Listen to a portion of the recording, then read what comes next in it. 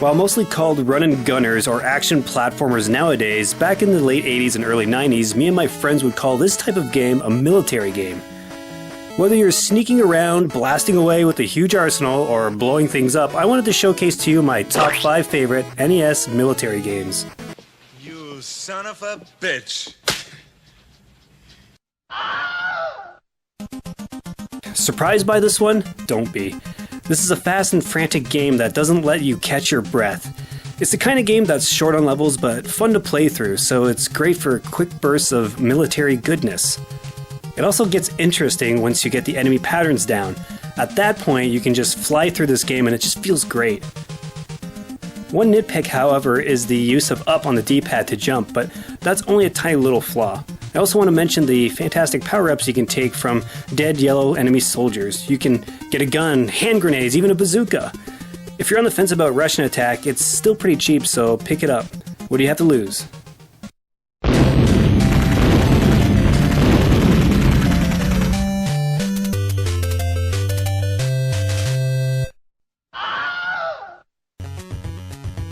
Snake's Revenge is the sequel to the original Metal Gear, and guiding Snake through this island compound is a blast. The sheer number of weapons and sub-items is impressive, and the fact that you can sneak around and avoid detection makes this game truly unique. In addition, there's some side-view action screens which broke up the sameness of its top-down perspective. Added to the fact that the soundtrack fits the game to a T, it can be tense or rocking, and I just love that.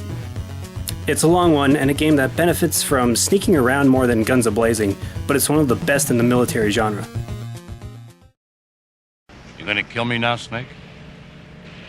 I'm too tired. Maybe later.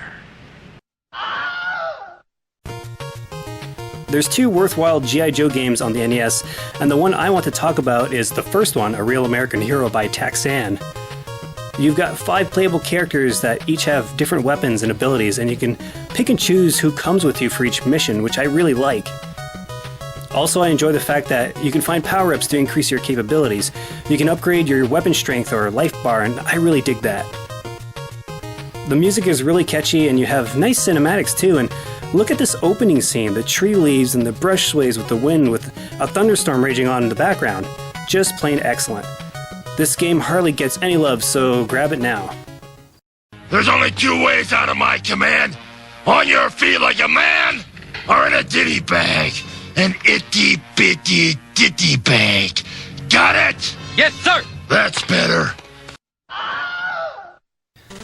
One of the first few games my brothers and I owned is the stellar Bionic Commando. This game is incredibly unique, allowing the use of a grappling arm to maneuver around the levels instead of using a jump button. It's implemented very well, and you can use it as an attack to push enemies around, even deflect bullets during the top-down sections. It's great. You're tasked with taking down a rising superpower that's captured an elite soldier named Super Joe, and you'll traverse around this huge, large map in search of him, as well as building up your arsenal with cool items and weapons. The bazooka is still one of my all-time favorite weapons in any NES game. It's incredibly overpowered and super sweet. This is one heck of a good looking and sounding game too, so I hope you've played this one already. If not, go get it.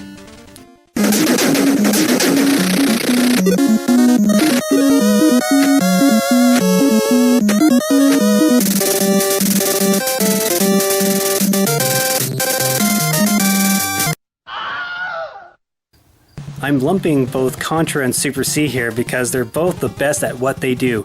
High octane, pulse pounding action that doesn't hold your hand and gives you all the right tools to dispense your brand of military mayhem. Spread shot, laser, fireball, machine gun have all become synonymous with a certain generation of kids. It also boasts a killer soundtrack, the Konami code, huge bosses, 2-player co-op, and numerous explosions. Both games look great, and while I prefer the top-down levels of Super C rather than Contra's 3D bases, I much prefer the level design of the original. Still, you can't go wrong with either. They're both some of the best the system has to offer. Contra, Super C, I salute you. Well guys, what do you think? Did I miss any? What are your favorite military games? Let me know down in the comments section below. And be sure to check out some of my other great top 5 lists you may have missed. I'm Will. For those about to retro, we salute you. Take care.